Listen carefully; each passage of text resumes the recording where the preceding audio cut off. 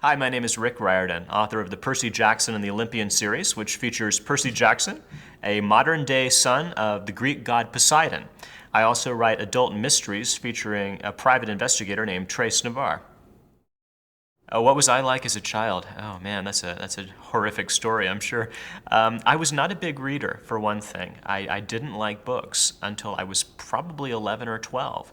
And so I can relate to reluctant readers because I was one. I did not like the books that kids were told to read in the classroom. I thought they were boring. I couldn't relate to them. I didn't know why people were so interested in them. So when a kid comes to me and says, I don't like to read, yeah, I kind of understand where they're coming from. It wasn't really until I got into fantasy books. That was my doorway into reading, and it took a long time. And it took some supportive teachers to sort of try to find the books that they could put into my hands that I would actually enjoy. So that was one part of my childhood. My parents were both teachers. My mom taught art in high school, and my dad was a vocational ed teacher back when they had such things. So I came from a long line. My grandparents were teachers as well, so that I guess was in my blood. I sort of knew that I was going to be a teacher.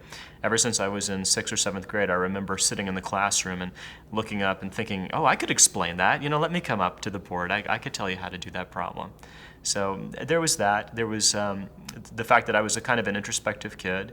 I wasn't like into sports or any of that. I was sort of a quiet kid. And so I would be more likely to play with Legos or build robots or make imaginary worlds than I was to be outside tossing a football around.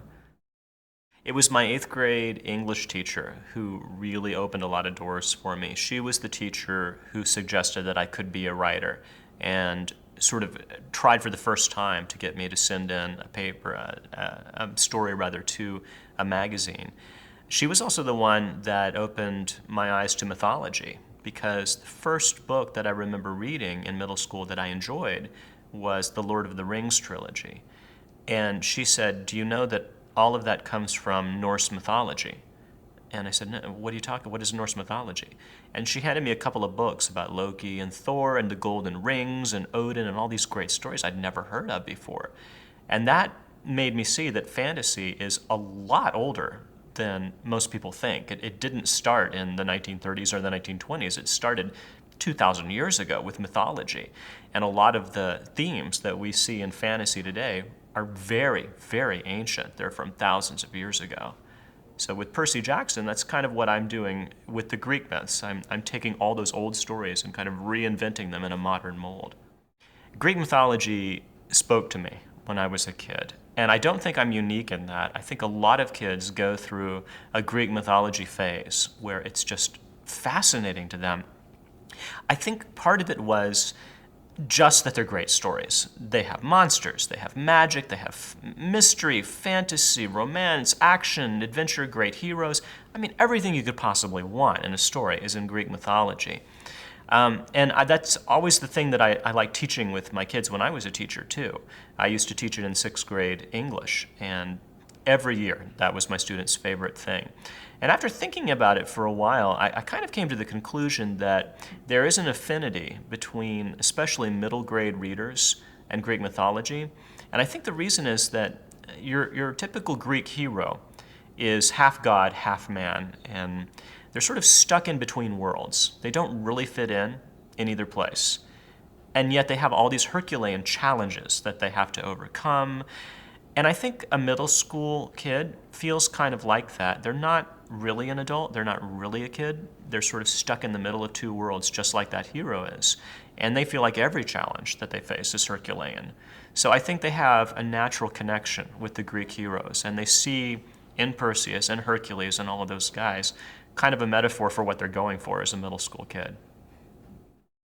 In college, it's safe to say I probably was singing more than I was writing my essays, that's for sure. The first thing I thought I would be when I grew up is a rock star. I thought that I was going to be in a folk rock band, and I had completely terrible Tony Orlando hair and this beard and mustache. It was really embarrassing looking at some of the old pictures from back then now. But we thought we were just really hot stuff, and we went out and did the Rolling Stones and the Beatles, and that was my job through high school. Through college rather. I worked my way through college playing in bands on the weekend. And it was a lot of fun, and I did learn a thing or two, I guess, about writing, because I was writing a lot of songs and doing lyrics and learning about what makes a good line and what doesn't make a good line. A lot more failures than successes. But that's where a lot of my creative energy was going back in my college days. But the longer I was in college, the more drawn I became to English. And I started going back and reading all of those books that I never read in high school. I got through high school English without reading a single book, not one that was assigned to me, because I would just listen to discussions and I would write the essays on what the teacher wanted to hear, and I never had to read the book.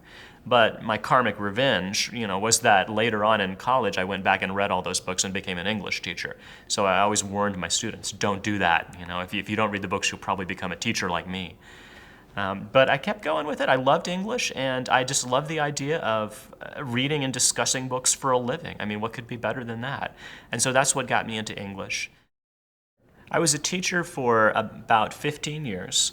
I taught mostly 6th, 7th, and 8th grade, some private, some public schools.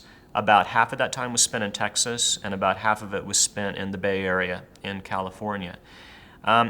I found that the schools, although I taught at a hugely diverse group of schools, I found that really kids are kids, and it didn't really matter whether I was teaching in an affluent San Francisco private school or a very, very underprivileged Title I public middle school in Texas. Really, the kids had kind of the same needs. They needed somebody to take them seriously. They needed somebody not to waste their time.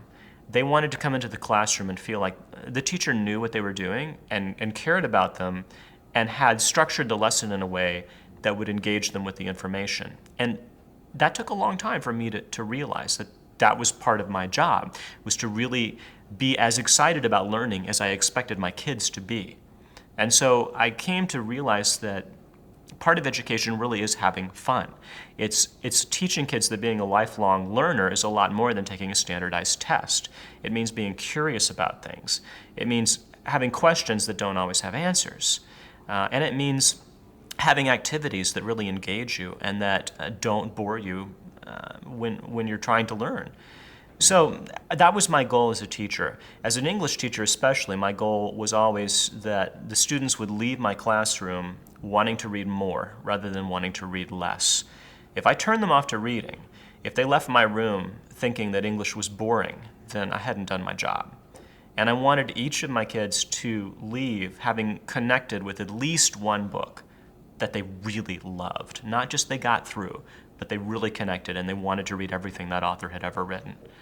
And that's a hard challenge, and it wasn't always possible. But I like to think that I succeeded more often than I failed, and that I kept trying with that. And when I was writing Percy Jackson, again, back to my own books, I saw my 6th grade class in front of me. I imagined myself reading the manuscript to my 5th period class after lunch. And any classroom teacher can tell you that's a pretty tough litmus test. If you can keep them engaged 5th period after lunch, you're doing something right. So I imagined the manuscript that way, and I read it aloud to my own sons to make sure that it wasn't going to slow down, that it didn't lose their interest, and if they started drifting away, I would change that passage until I knew that I had their attention all the way through. Where Percy Jackson came from, it's certainly not something that I ever anticipated doing. I never sat down and said, okay, today I'm going to write a children's book. It was really my son. He was having a tough year in school. He was in 2nd grade. And he didn't like reading, he didn't like writing. He would do anything to get out of doing homework. He would crawl under the table and say, no, I'm not going to read today. I don't want to write. It was just really hard to get him to do any kind of reading or writing, and we didn't know why at first. And then we found out that he's ADHD and he's dyslexic. And so, of course, he was having trouble in school, and of course he didn't like reading and writing. These were really difficult tasks for him. He had one saving grace in 2nd grade, though. He loved the unit that his class was doing on Greek mythology.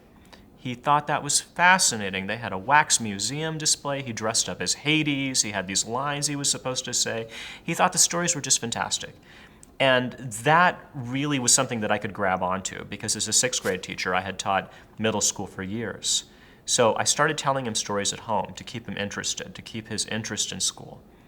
And when I ran out, he said, "Dad, you have to tell me another one tonight." And I said, "Hal, there's no more. That's it." And he said, "Well, make one up." And so in desperation, I made up Percy Jackson, and I just completely made up this kid who's the son of Poseidon, and he has to go across the United States battling monsters. And my son is the one who told me to write it down. He said, "Dad, you should make that into a book." And at the time, I just said, well, there's no way. I'm teaching full time. I'm already writing a book a year. When would I possibly have time? But because he was insistent, I did. It took me many months to write the manuscript. And then I showed it to my own students, my 6th and 7th and 8th graders. And I tell you, I was more nervous giving that manuscript to my students than I have ever been submitting anything to an editor in New York. Because the kids, they're tough.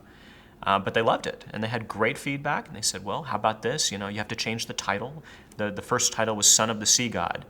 And the kid said, no, you can't call it that because it gives away who his father is too early. Oh, yeah. So I changed that. I changed the way the sword that Percy has worked because the kids gave me feedback on how it should work. And that became The Lightning Thief. And it was all kid-driven, starting with my son and right on into my students encouraging me to submit it. The 4th Percy Jackson book just came out. I'm right at the beginning of my big tour for this book. The Battle of the Labyrinth is the name of the book. I have been so excited for this book to come out. I feel like I finished it 6 months ago, and I've been on pins and needles because I'm waiting to see if the final arbiters, the kids, will like it. That's really, to me, that's all that matters. Are they going to get into the story? The story basically is about the old labyrinth that used to be where they kept the Minotaur back in the old days. But in my world, a lot of the things from Greek mythology have now translated into modern America. And the labyrinth has spread and it's grown. It is now covering the entire United States. It's like an underground world right under our feet.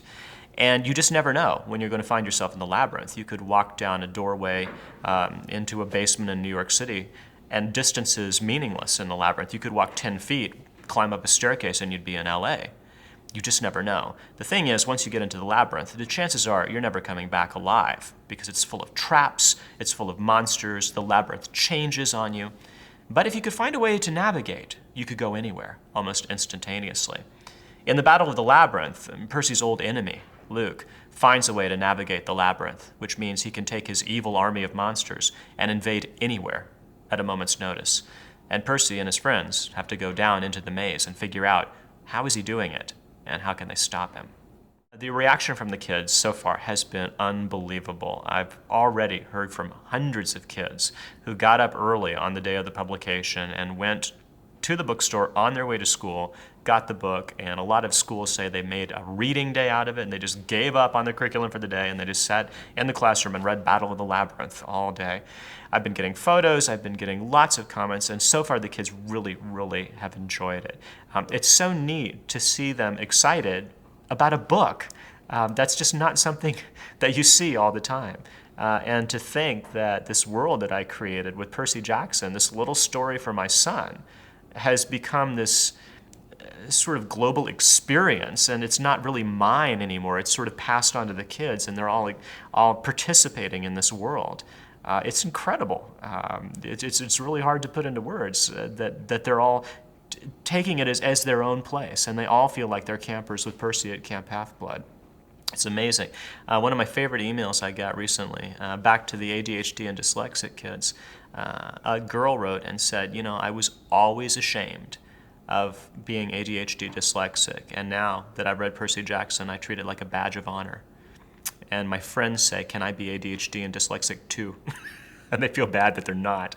So I have to assure the kids that don't have learning differences, it's okay. You don't have to have a learning difference to be a demigod. The Percy series began with The Lightning Thief, and I knew very early on that I wanted to do a series, partly because as a reader, I always prefer series. I like going back and revisiting those characters like old friends. At the same time, I think a series needs a good, strong ending. I think we've all probably read series that went on too long, and you can tell the author's getting tired of it and that the books just aren't as good as they used to be, and I didn't ever want that to happen with Percy. So I saw the Percy Jackson and the Olympian series as a 5-book arc, and I've stuck with that. The 5th Percy Jackson book, which will be out in 2009, will be the final story about Percy. It'll be wrapping up the prophecy and all of the things that began with the lightning thief. Now, having said that, as I talk to kids, they have so many questions about Camp Half-Blood, where the demigods train, and about the different gods, and what about this monster, and will we ever hear about this titan or this god, that I started to realize there are a lot of untold stories here. Percy, for instance, spends hardly any time at Camp Half-Blood. He arrives at the beginning of the summer, and immediately he's off on some quest. And a lot of kids ask, well, what's happening at camp while Percy's away? So I started thinking about all of that, and I decided I could really do a very interesting story that wasn't necessarily Percy's story, but that was set at Camp Half-Blood. And so that's coming. A couple of years after the last Percy book, I'll be writing a new series about Camp Half-Blood and the demigods there, but from a slightly different angle. The movie hasn't even come out yet, but they're working on that, so I can't imagine what's going to happen when that comes out. 20th Century Fox is doing the movie. Chris Columbus is the director who did the first 2 Harry Potter films. I understand that they are doing well on the script. They're just about done with that. And supposedly, the release date will be November 2009. So fingers crossed, we should see it in the movie theaters before too long. I didn't have really any direct role in the movie other than granting the rights, and I will get to see the script, they tell me, and make suggestions. Really, that's just as well for me, because I wouldn't know where to start with a screenplay, and even if I were to try, I don't think I would have time to do it well. So I'm kind of happy divorcing myself from that. Of course, my biggest concern is that they do a good job. And they always have to change books when they turn them into movies, because there's simply no way that you can take everything in a 350-page book and present it accurately in 2 hours. Having said that, I have a lot of faith in the people that I've talked to at Fox and in Chris Columbus based on his track record. So I'm fairly optimistic that they're going to do a good job, but I'm happy just writing the books and letting them do the movie. I've talked to a lot of young writers, and what I typically say to them is that there are 3 things you have to do if you want to write. The first is you have to read a lot. That's where you're going to get your fuel. You're going to sort of ingest those voices and learn what it is to be a writer by reading what other people have written before you. So you have to be a reader if you want to write. The second thing is you have to practice. Writing is like a sport. It's like athletics. If you don't practice, you don't get any better. You can't just talk about doing it. You have to actually sit in the chair and get out the keyboard or get out the pad of paper and actually write. If you can do a little bit every day, that's great. It doesn't have to be a lot, but even a page a day will build up your writing muscles and you'll get better at what you're doing. And the third thing, just as important as the other 2, is that you can't give up. A lot of people don't get published. It's not because they couldn't have, it's because they gave up. They didn't keep at it, they didn't finish that story they were thinking about finishing, they got one rejection note, and they thought it was the end of the world.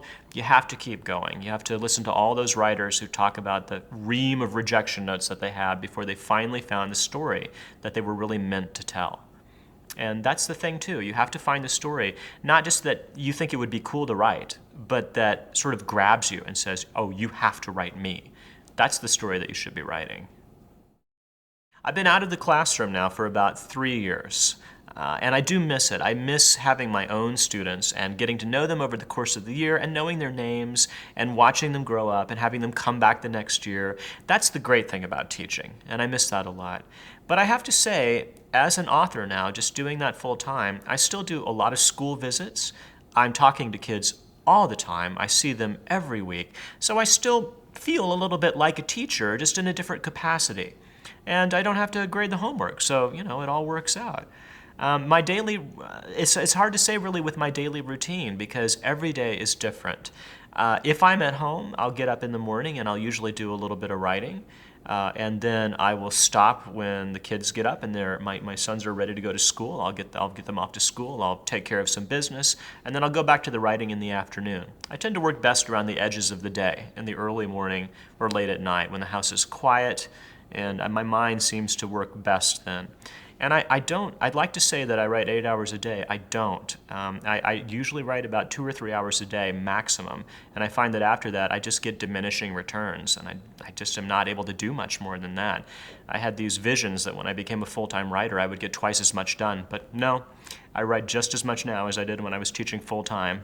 The other thing to say about that is if you have a full-time job and you're thinking to yourself, well, I'm too busy to write, oh, don't wait, because you're always going to feel too busy to write. You've just got to go ahead and write that book.